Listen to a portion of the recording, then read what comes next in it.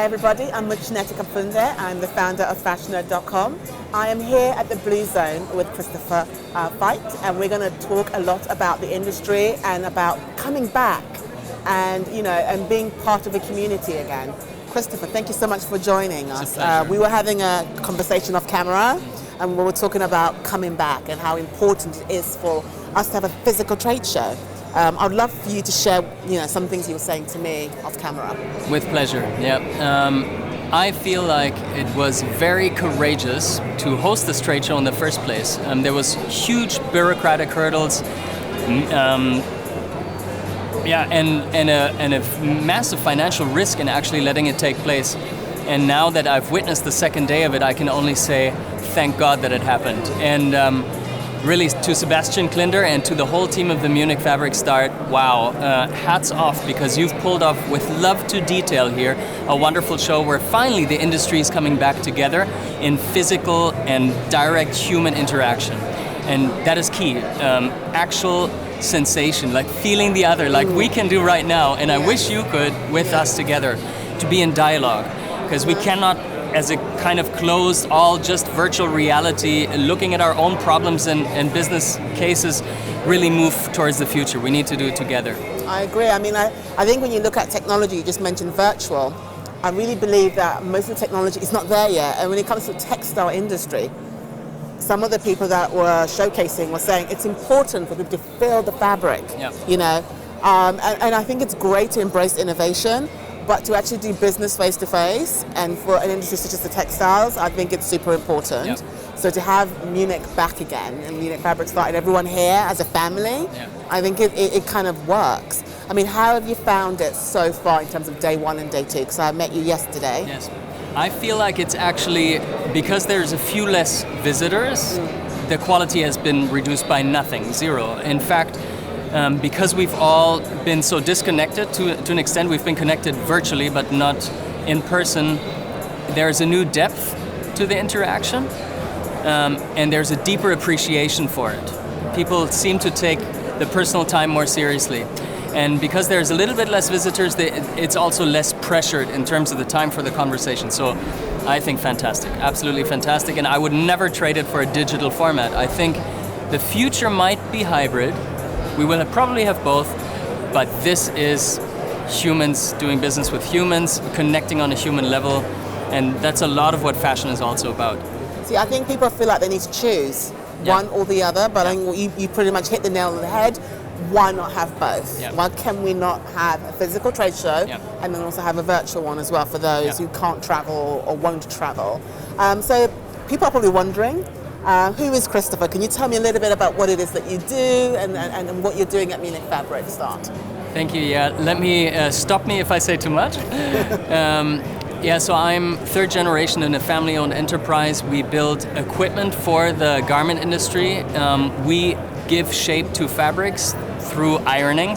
My grandfather started with a traditional ironing table, industrial ironing table, over 65 years ago. And now we have highly automated equipment that, for example, irons 4,000 pieces per hour. We also fuse. That means we glue together with an interlining 2 pieces of fabric, or also leather and other things. And we also refinish, meaning with used garments in laundries and dry cleaners, but also e-commerce, vintage clothing, rental services for garments. We're on board to refreshen the garment, to give it volume again, not only take out creases, but to give it the life that it needs to have.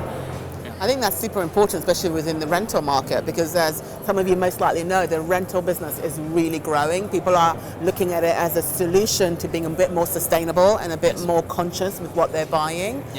Do you see a future in the rental market, or is it something that's just trending in the moment? No, I strongly believe that rental has a role to play, a niche, so to speak, in the overarching, hopefully much more sustainable future. Because the more life cycles we give clothing, not with different users, even ourselves, right? The better used is the resource, and the greater value a garment can have, and we give it new value again. So that for me is a definite part of the future, and it's clear that it's growing. And some people like Robin Balza from Vino Kilo are really leading the way. We know the big players. yeah, we haven't seen the last, and we haven't seen maybe all that there is to that yet. You are a man with many sides. Not only are you working in the family business, you also have your own personal goals. You're talking about being a bit more socially aware and conscious. I mean, can you elaborate a little bit on that? Thank you for asking. Yeah, actually, I came into the family enterprise later in life. I worked in development aid for several years as a consultant to the European Commission, United Nations, and also the German development aid. But I realized that the economy plays a larger role in bringing people out of poverty than development aid does, and that most of us have to work to feed our families. And that's where people spend their lives, and that's how we bring many people out of poverty. And the garment industry, the fashion industry, is one of the largest job givers in the world, and we all know that there's a lot to be done there to improve. So my passion, my goal, and what I would love to partner with anyone who listens on is to make that industry at the end of the chain, each part of the chain, more fair and friendly to the human. Also to the environment, but my passion is for the human. There are many people who are forced to live in certain circumstances. We already help them as an industry by giving them a job, but we can improve that working environment. So for example, we work with steam, we work with pressure, so there's a lot of temperature in ironing, and we've been working very hard in reducing the temperature that is output into the factories to reduce and to improve the working environment. So yeah, I mean, that's my goal, and anyone who would love to partner on that, please contact me. Yeah? I mean, I kind of admire you for trying to do something that is not something that people pick up so easily. I mean, are you finding it that people are responding more positively now than maybe when you first started? I like to believe the human being is evolving with time. I will be very honest, which I believe we need more in this industry. There's a lot of nice talking about sustainability, and the fact is there are many great initiatives, but the factory reality is very far away from the consumer still. And therefore, to many people, buyers and producers, it still doesn't matter whether it's 40 degrees or 35 or 25 degrees in a factory setting. And that's just one example. That's kind of sad. Just kind of sad. I think it is sad because I feel like when you're doing what you're doing, there's always a ceiling of how far you can go.